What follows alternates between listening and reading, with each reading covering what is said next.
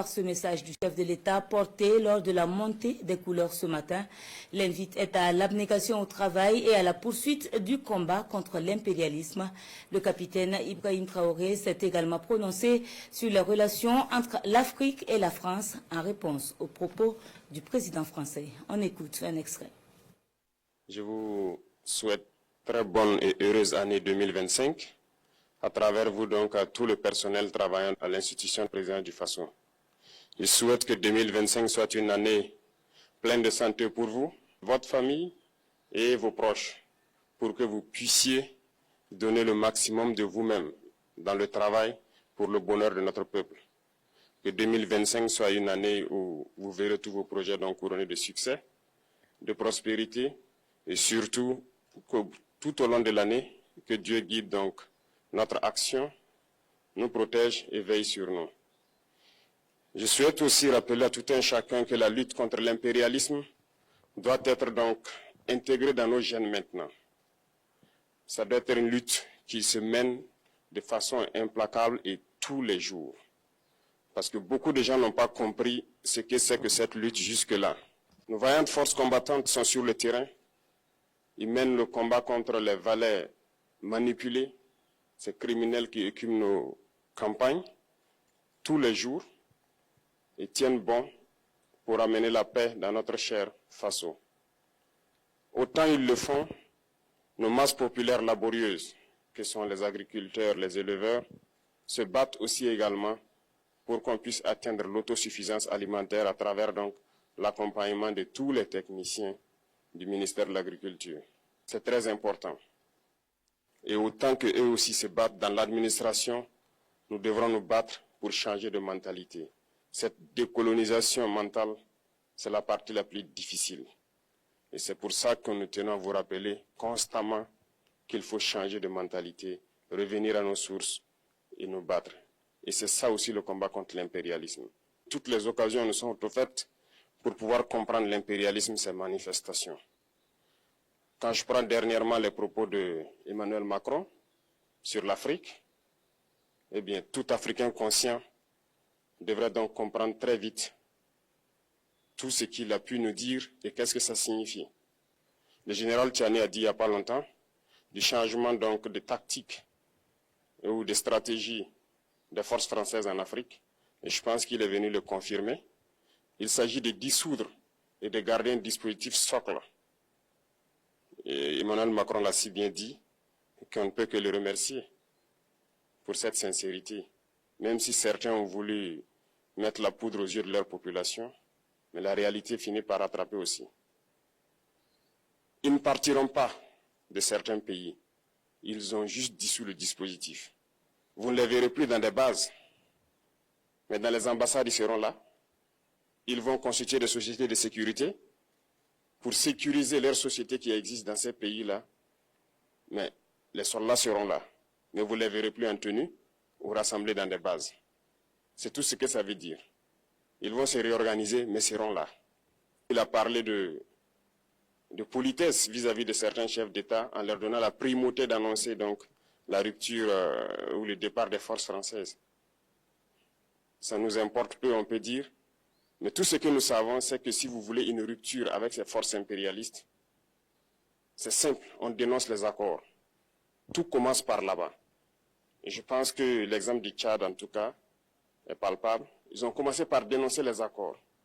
Sinon, si on ne dénonce pas les accords, juste dire que les bases quittent, on n'a rien fait. Parce que le problème se trouve dans les accords coloniaux de défense qui ont été signés depuis l'indépendance. Le plus dangereux n'est pas ceux-là que vous voyez dans les bases. Le plus dangereux, ce sont les conseillers militaires. Les conseillers militaires existent dans tous ces pays. Ils ont existé au Burkina aussi jusqu'en fin 2022, jusqu'à ce que nous prenions nos responsabilités. Et qui sont ces conseillers militaires? C'est ceux-là qui sont censés mettre en pratique la politique de la France ici. Ils doivent travailler à rendre nos armées très faibles pour que la France puisse toujours avoir l'argument d'exister ici. Sous Blaise Compaoré, ils avaient réussi. Nos sentinelles prenaient donc la garde avec des bâtons. C'est ça que la France veut de nos armées. Lorsque nous arrivons à cette étape, nous n'avons pas le choix que de vouloir qu'ils viennent s'installer. Mais l'armée burkinabé a réussi à un moment donné à se débarrasser des conseillers militaires.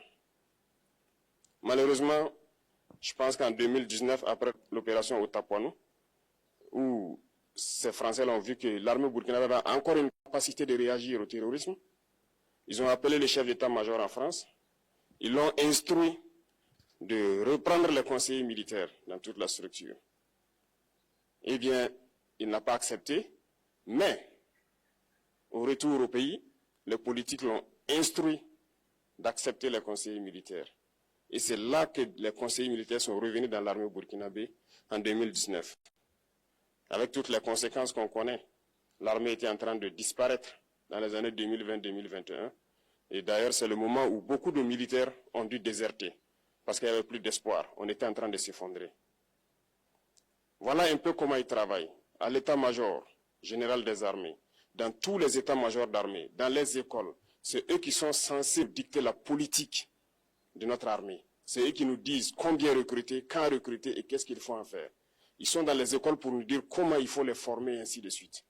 Tant que ces conseillers militaires sont là, vous n'êtes pas indépendant. Votre armée aura juste l'apparence d'une armée qui sera là en train de faire des parades, du cirque. Mais lorsque viendra la guerre, vous vous rendrez compte que la parade, c'est une chose, mais la guerre, c'est une autre chose. Il faut rompre les accords. C'est la seule façon d'avoir une armée indépendante et se construire, être fort. Mais beaucoup de gens ne le comprennent pas peut-être. Et même avec ces accords, la France choisit dans nos États des élèves officiers pour aller les former. C'est à travers ces mêmes accords. Mais en réalité, ces officiers qui partent se former pour la plupart, pour la France, ils viennent pour servir l'État français dans leur pays. Ils ne viennent pas pour servir nos pays. Ils les forment pour qu'ils viennent servir les intérêts de l'État français. J'en veux pour preuve. Lorsque nous nous sommes révoltés, beaucoup d'officiers au Burkina qui ont été formés en France ont été immédiatement contactés pour leur dire que c'est le moment de se mettre en action parce que vous avez été formés pour ça, pour servir les intérêts de la France. La plupart de ces officiers nous ont rendu compte, nous avons pris acte et nous continuons de suivre. Lorsque un officier formé en France arrive dans son pays et par malheur meurt soit par accident ou bien sur le champ de bataille, en France, il y a une nuit d'hommage aux morts dans l'armée, comme partout ailleurs. À la nuit d'hommage aux morts, on cite le nom de l'officier en question et on dit « mort pour la France ». Il ne le forme pas pour servir son pays, il le forme pour servir leur État. Et dans beaucoup d'États africains, il y en a plein de ces officiers. Combien sont patriotes, Dieu le sait. C'est une leçon que Emmanuel Macron a donnée encore au chef d'État africain, de se rattraper et de pouvoir vraiment mener cette lutte contre l'impérialisme. Mais en plus de ça, il a aussi insulté tous les Africains dans ses propos. Il y a une partie qui a retenu mon attention, là où il parlait d'ingratitude. Et que l'ingratitude est une maladie non transmissible aux humains. Lui, il est humain, notre ingratitude n'est pas transmissible à lui. Voilà comment ce monsieur voit l'Afrique, voit les Africains. Nous ne sommes pas des humains à ses yeux. Peut-être que c'est lui qui n'est pas humain, il ne se met pas dans la classe des humains. Mais s'il y a bien un ingrat, c'est bien lui.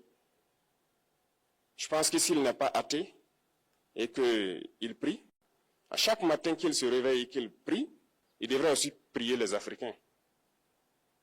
Parce que c'est grâce à nos ancêtres qu'il existe aujourd'hui une France. Il devra nous prier. À ses yeux, nous ne devons pas être des humains, nous sommes plus que des humains. Ce sont des messages très forts qu'il passe. Moi, je pleure le peuple français. Mais quand même, il est bien pour l'Afrique. Il est un mal nécessaire pour nous. Ceux qui veulent se réveiller, se réveillent. Ceux qui ne veulent pas se réveiller, comme on le dit, on ne peut pas réveiller quelqu'un qui ne dort pas. Les Africains doivent se réveiller. Nous devons travailler à être indépendants, à faire au moins ce que nos peuples connaissent le bonheur. Et la lutte contre l'impérialisme, c'est ça. Il faut décoloniser les mentalités, prendre en compte toutes ces données-là, parce que le monde nous donne tellement d'exemples à voir. Pour eux, il n'y a pas de morale. Ils peuvent vous désigner aujourd'hui terroriste, mais demain, vous êtes un héros, par leur simple bouche. Ils décident de ce qu'ils font. Ils parlent de démocratie, mais ils se font eux-mêmes des coups d'État constitutionnels entre eux. Ils parlent des droits de l'homme, mais ils déciment des populations ailleurs. L'Africain doit se réveiller, l'Afrique doit se réveiller. Et le combat contre l'impérialisme est permanent. Et je vous invite à incorporer ce combat, à travailler en sorte que nous soyons réellement indépendants, que nous soyons autosuffisants et que nous puissions nous développer, connaître le bonheur, ce à quoi notre peuple aspire. Merci, je vous souhaite une très bonne journée, une très bonne semaine et une très bonne année. Et que, à la fin de cette année 2025, en faisant la rétrospective, nous devrons nous dire que nous avons apporté un grand plus à notre nation. Merci beaucoup à tous.